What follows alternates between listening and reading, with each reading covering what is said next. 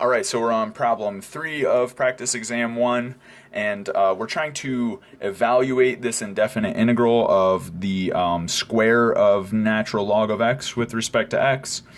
And of course, this just means that I want to integrate the product of natural log with itself.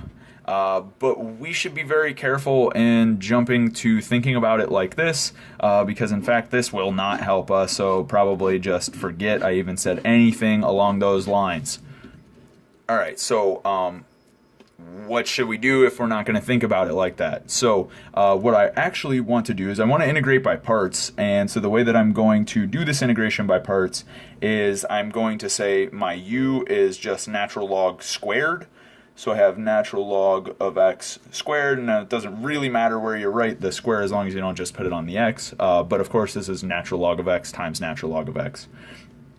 So either way, my dv is going to be equal to dx rather here, right? This is all that's left over anyways, and I'm trying to write the integral u dv. So now if u is natural log squared, right, what I'm going to have to do is, well, that's a composition, so to differentiate it, I need to use the chain rule. So the outside function is the square function, right? So it's, taking my input and squaring it. So I know the derivative of that is 2 times the input. The input happens to be natural log here, so I have 2 times natural log. But then the chain rule also says that I need to take the inside function, which is natural log of x, and differentiate that and multiply by that. So I have 2 natural log of x over x, and this is a differential, so I need a dx as well. So if dv was equal to dx, well then for v, I'm thinking of a function whose derivative was equal to 1. So of course x does the job. Whoops. All right, so let's proceed. So we have our u, v, dv, du. Awesome. So we can go ahead and write this stuff. Maybe let me call this I or something. So this indefinite integral, right, this is my integral of u dv. So let's write our integration by parts formula. So we have u times v, so this will be x times the square of natural log of x. Then minus, so we have a few things to work with here. I'll write everything just in its place, and then we'll go ahead and rearrange some terms. Right, so I have v du, so this is v is the x, right? Du is the 2 natural log of x over x, dx. So of course we have some cancellation here, right? I can cancel this x in the numerator, x in the denominator. Fine. I also have this 2, which I could choose to pull out of this integral if I wanted to. You can, so I will.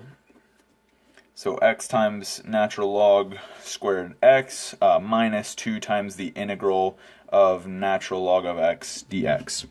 Okay, so we're in some pretty familiar territory here. We've done this integral of natural log on at least one quiz.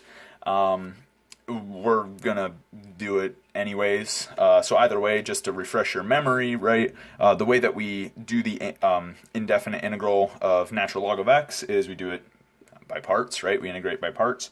So we're gonna let u, in this case, equal natural log of x. We're gonna let dv equal dx, so we treat it much like we treated natural log squared. In this case, then, du would just be the derivative of natural log of x with respect to x times dx. Okay. And v, again, would be equal to x because we had exactly the same setup as the previous integration by parts. So now what we want to do is just apply our integration by parts formula, right? So all this stuff is going to come down here. And so I know that I have x natural log of x squared, right? So that term remains. I need to be careful and multiply everything I get from this integration by parts by -2. So the first term is going to be u times v, so I should have a -2x times natural log of x, right, from u times v, and then multiplying by -2. And then this is where I need to be really careful, and I have a -2 times, so I get a minus sign just from my integration by parts formula, right, because I'm subtracting that v du integral.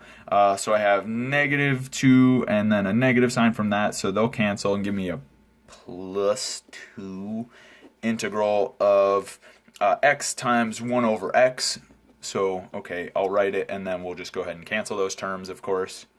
Right, so x times 1 over x, just cancel, it's equal to 1, right? So I have the antiderivative of 1 here, which is, of course, just equal to x, right? So the final thing is that my integral of natural log squared of x, right? This is equal to x times natural log squared x minus 2x natural log of x plus 2, and now integrating this term, right, I get an x, and then since it's an indefinite integral, I also have to make sure to include my arbitrary constant, and this will do it for this particular problem. So I'll see you on the next one.